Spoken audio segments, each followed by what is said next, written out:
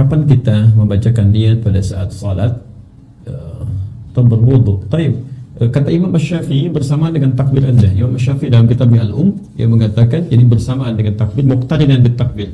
An-niyatu mahalluha fil qalbi, kata beliau, dia itu tempatnya dalam hati, ya, kemudian muqtarinan bitakbir, bersamaan dengan takbir. Jadi begitu Anda ucapkan Allahu Akbar di lisan, hati Anda menunjukkan bahwa saya salatnya ini zuhur, asar dan sebagainya. Ya, kalau orang Arab di hatinya mengatakan usolli fardhu dhuhri, dan ya, saya berniat untuk menunaikan salat zuhur.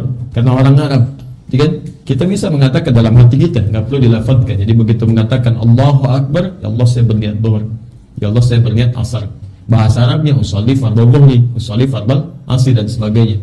Tapi di hati, gitu ya, kata Imam Syafi'i, di lisan cukup mengatakan kalimat Allahu Akbar. Paham sampai sini? Baik, bismillah. Ustaz, imam di masjid dekat rumah saya, menurut saya bacaannya sangat cepat. Kenapa bukan antum jadi imam?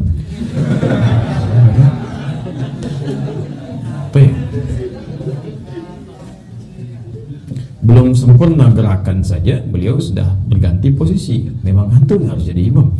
Terkadang saya merasa salat sunnah saya lebih khusyuk daripada salat jamaah di masjid. Alhamdulillah. Dan kebetulan beliau adalah ketua DKM, apa yang bisa saya lakukan?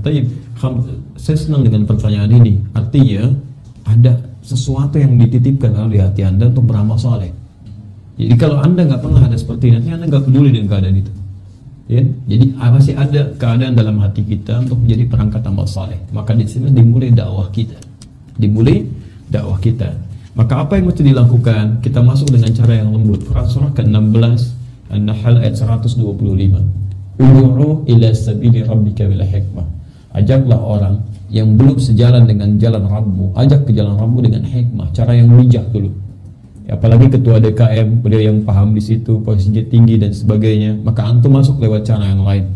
Ya, bisa antum undang teman antum yang bacaannya bagus, ya, kemudian juga khusyuk, ya, gerakan-gerakannya baik, dan imam begitu nanti mau waktu-waktu salat memperkenalkan ke DKM, alhamdulillah Pak, kita kedatangan imam nih, ini ya, dan masya Allah beliau imamnya bagus, ini mungkin kita bisa minta Pak mumpung ada di sini, padahal antum yang ngajak gitu kan ke situ, disampaikan. Ini begitu beliau rasakan, wah Pak enak juga ya, gitu, beliau mengajar Pak itu, mengajar tentang fikih sholat dan sebagainya atau yang lain.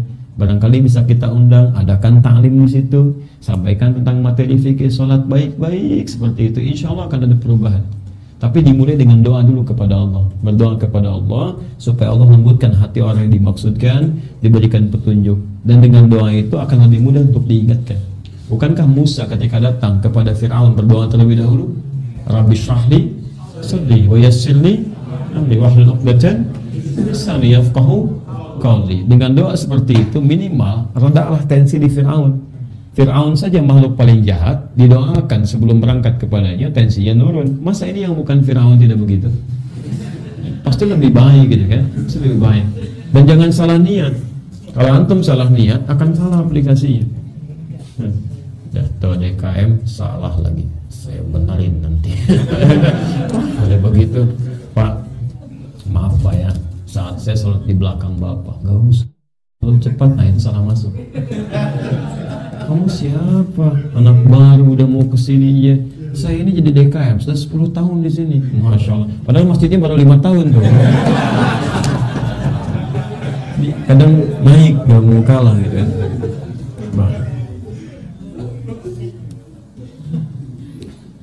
Waalaikumsalam warahmatullahi wabarakatuh. Minta tolong ajarkan kepada kami kiat dan doa untuk datang ke majlis ta'lim. Baik, tidak sekedar berthalabul ilmi tapi juga insya Allah kita sama-sama berdoa pada Allah Subhanahu wa taala. Antum coba cari kitab kami namanya yang Al-Majmu' itu. Di situ ada bimbingan dari Nabi sallallahu alaihi wasallam, langsung saya turunkan hadis-hadisnya dan contoh dari para ulamanya bagaimana memperbaiki niat, menyiapkan diri datang ke majlis ilmu.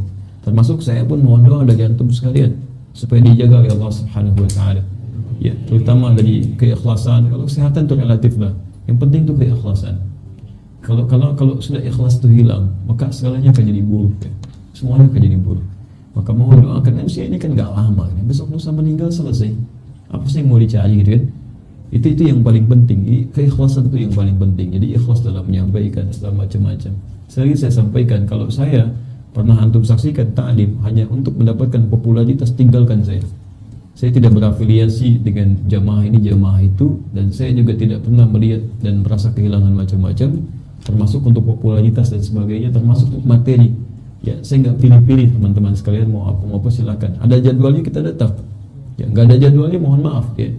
Satu kali ada perusahaan besar, jadi kontak kami, mau datang, itu luar biasa dikenal di Indonesia. Saya bilang insya Allah kapan schedule-nya? Hari Rabu deh kan. Tapi biarlah. Tapi kemudian hari Selasa saya konfirmasi lagi, saya telepon. Bagaimana untuk agenda besok?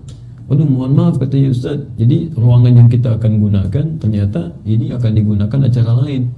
Mungkin kita handle aja, jangan di handle Pak, di cancel aja. Khawatirnya di acara yang sama juga nanti ada yang membutuhkan untuk kami mengajar, gitu kan? Begitu telepon ditutup, datanglah telepon Pak. Satu komunitas nggak banyak, 5-7 orang. Telepon, Ustaz kami besok pengen belajar kayak gini-gini. Ustaz apakah bisa? Bisa insya Allah, saya bilang jam sekian. Begitu telepon ditutup, yang perusahaan besar itu telepon lagi. Seketika, Ustaz mohon maaf tadi cuma kesalahpahaman gitu ya. Rupanya ruangan itu bisa digunakan. Apa jawab kami? Mohon maaf Pak, tadi saat ditutup saya sudah komit untuk datang ke satu komunitas. Selesai. Jadi sudah kita di situ komitmen. Sama apa antum duga sekarang misalnya diam tidak? Ya kami tawaran-tawaran dari TV dan sebagainya. Alhamdulillah gitu kan, banyak yang menawarkan. Tapi apakah ukuran itu sesuai dengan manhaj Al-Quran dan manhaj Sunnah yang benar? Belum tentu. Ya, saya pernah sampaikan beberapa datang saya katakan begini. Ya, saya alhamdulillah terima kasih atas kedatangan Anda semuanya, teman-teman, kan ingin proposalnya bagus sekali. Ya, terus saya sampaikan, cuma saya itu satu nggak suka popularitas. Ini jangan terfokus kepada rating. Sampaikan dengan benar, dengan sehingga dunia akan mengikuti. Yang kedua, saya tidak suka ketidakjujuran. Termasuk baju yang saya kenakan, jangan sampai punya orang saya pakai untuk masalah iklan saja. Kalau baju punya saya pakai. Kalau Anda mau kasih baju silakan saya pakai. Jangan sampai memakai sesuatu yang bukan punya saya, jadi menipu orang. Ya, Anda tahu apa yang terjadi? Alhamdulillah, dari semua yang datang nggak ada yang balik lagi.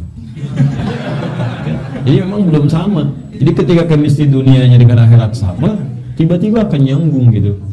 Ya, jadi itu prinsip gitu ya.